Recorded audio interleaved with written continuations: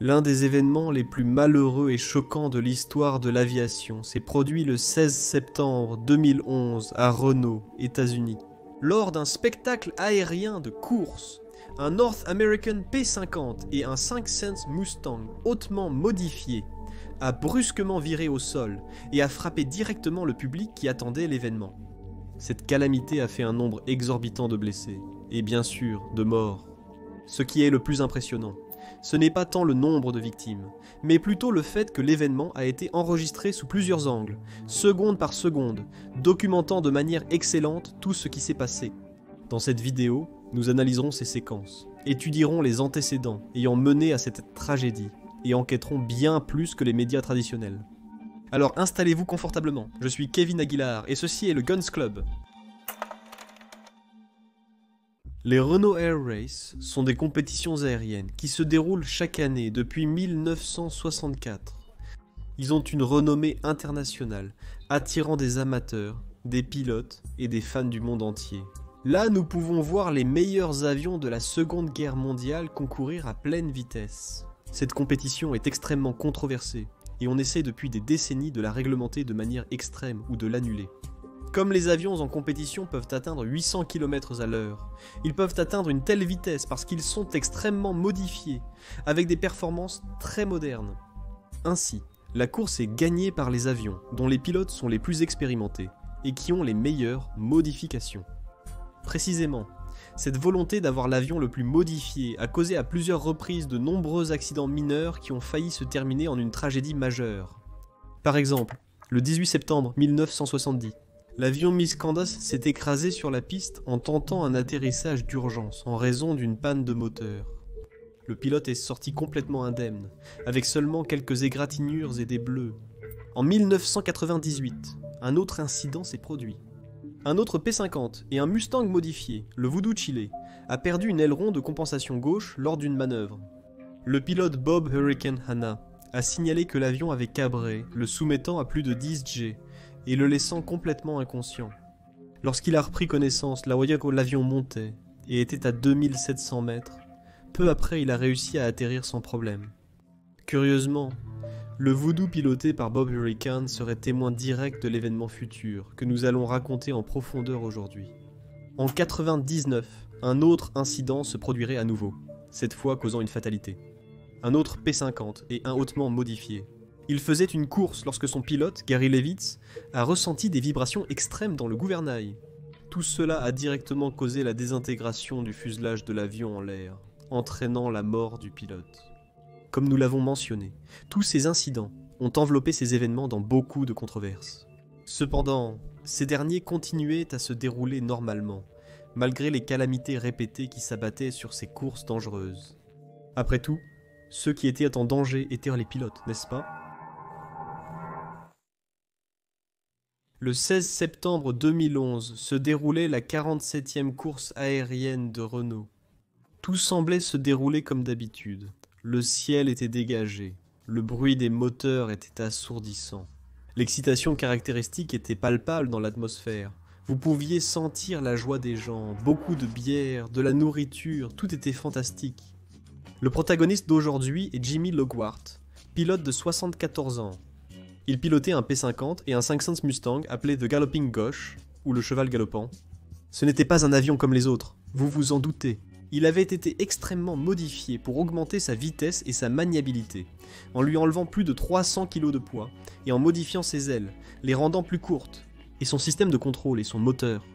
Chaque kilogramme en moins et chaque cheval vapeur compte dans ces exigeantes batailles aériennes. Mais ce que personne ne savait, c'est que ces modifications étaient sur le point de déclencher le troisième plus grand désastre de l'histoire des spectacles aériens. Les avions ont décollé à 16h20. Quelques minutes plus tard, la course se déroulait normalement. Alors que les avions accéléraient dans la première ligne droite, il s'est laissé tomber en arrière, planant pour utiliser sa stratégie habituelle de dépasser tout le monde par derrière. Au deuxième tour, la stratégie semblait fonctionner, car il a commencé à regagner des places. Pour le troisième tour de la course de 6, il était déjà monté à la 3e place, juste derrière Voodoo. À ce moment-là, Leigard a frappé le sillage de Voodoo, tournant brusquement vers la gauche. À cet instant, l'aileron compensateur gauche a commencé à dysfonctionner. Le mouvement massif causé par l'instabilité de l'avion suite à la défaillance de l'aileron compensateur a fait monter l'avion si rapidement qu'il a atteint une force vertigineuse de 17,3 G, bien au-delà de la tolérance humaine. Le sang de Leeward a rapidement quitté son cerveau, le laissant immédiatement inconscient. Notre protagoniste se trouvait maintenant à manipuler les commandes inconscients.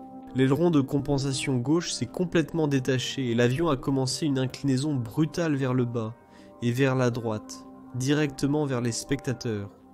Ils étaient dans une zone de chaise et ont à peine eu le temps de se baisser, car l'avion allait à environ 800 km/h.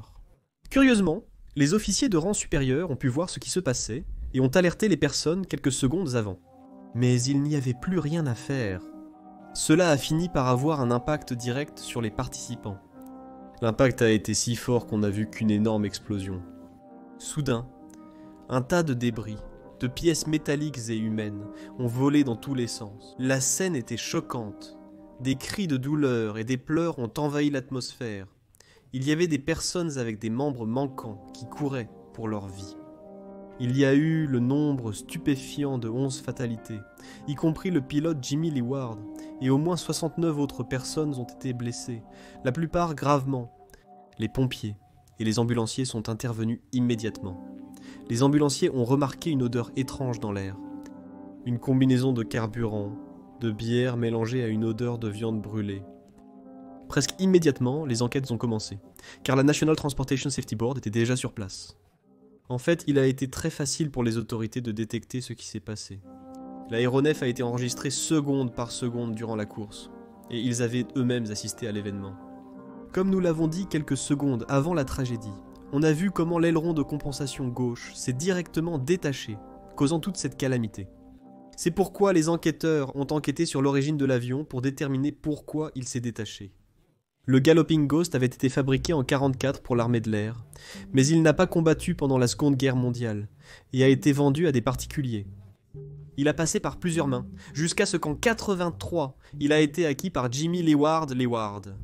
Il a concouru avec cela pendant plusieurs années, jusqu'à ce qu'une série de pannes de moteur et un atterrissage forcé l'ont obligé à le stocker à long terme, en 1989. Ce n'est qu'en 2007 qu'il a décidé de le réutiliser pour courir. Il a monté un nouveau moteur Rolls-Royce Merlin 12, avec un nouveau système de refroidissement avancé. Il a construit une nouvelle cabine personnalisée. Mais la modification qui a attiré l'attention des chercheurs a été celle de tout le système de contrôle arrière. Il a inséré des systèmes électriques modernes pour les rendre plus sensibles et précis. Et, plus important, il a modifié plusieurs détails. De l'aileron de l'ascenseur gauche, il a uni les deux surfaces de contrôle. Grâce à ces charnières unies, une vis fixée avec un contre-écrou reliait chaque charnière de l'aileron de centrage. C'était une rareté mécanique qui lui donnait beaucoup de contrôle. Mais serait-ce cette modification qui causerait sa mort? Les contre-écrous n'avaient pas été changés. Depuis 1985, elles étaient encore peintes en jaune, et l'avion a été peint en 1985 et a passé par plusieurs couleurs. Depuis lors, voler dans ces courses est extrêmement exigeant pour les pilotes, mais c'est encore plus pour les avions. Le stress de voler dans une course à haute exigence a causé une usure supérieure sur ces anciennes modifications, qui avaient déjà dépassé leur durée de vie depuis longtemps. Pendant le vol, cette structure a tout simplement cédé, causant la perte de contrôle et la chute conséquente au sol. Apparemment, la négligence qui a causé tout cela n'était que la faute de Leeward et de son équipe. L'association des courses aériennes de Renault, la RARA, exigeait des pilotes qu'ils signalent toute modification importante avant la participation de l'avion à la course. Mais apparemment, Leeward n'avait signalé que le système de refroidissement du moteur personnalisé, pas les changements dans la structure ni les contrôles de vol.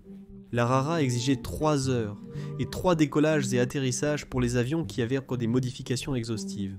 Mais Leeward n'a tout simplement pas prévenu qu'il avait fait des modifications, donc tout, littéralement, était de sa faute. La RARA a fait de nombreux changements pour que les gens n'aient pas peur de retourner aux courses. Elle a déplacé la zone des spectateurs à 300 mètres de la piste. Avant, ils étaient à peine à 200 mètres. De plus, elle demande aux pilotes de passer des tests exhaustifs pour obtenir la permission de voler dans les courses. Et aujourd'hui, ces courses continuent d'être célébrées, malgré les 13 décès de pilotes dans toute l'histoire, sans compter ceux tombés lors de cet événement. Si vous avez aimé cette vidéo, vous aimerez en apprendre davantage sur la tragédie de Scanibly. Merci beaucoup pour cette vidéo et à la prochaine, au revoir.